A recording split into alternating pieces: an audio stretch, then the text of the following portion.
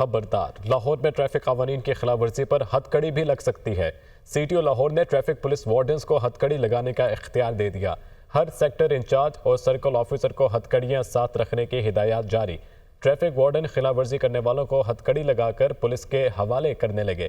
ابتدائی طور پر مصروف شاہراہوں پر تجاوزات اور غیر قانونی پارکنگ کرنے والوں کو ہتھ کڑیاں لگائی جا رہی ہیں۔ پولیس حکام مدثر حسین ہمارے ساتھ موجود ہیں۔ مدثر، کیا تفصیلات ہیں؟ جی بالکل، ٹریفک پولیس کو اب جو ہے وہ ہتھ کڑیاں لگانے کا حکم اور اختیار جو ہے وہ مل گیا ہے۔ ٹریفک پولیس اندراج مقدمہ سے قبل ہی ہتھ کڑیاں جو ہے وہ لگانا شروع ہو گئی ہے۔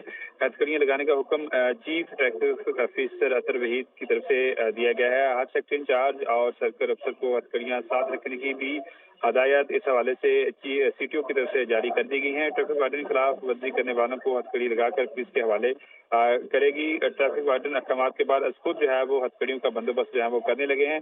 ٹریفک پولیس کی جانب سے ہتھ کڑیاں لگانے کی ویڈیو بھی سامنے آ گئی ہے اور ویڈیو میں جو ہے وہ شہریوں کو ہتھ کڑیاں لگاتے ہوئے بھی ٹریفک وارڈن کو دیکھا جا سکتا ہے۔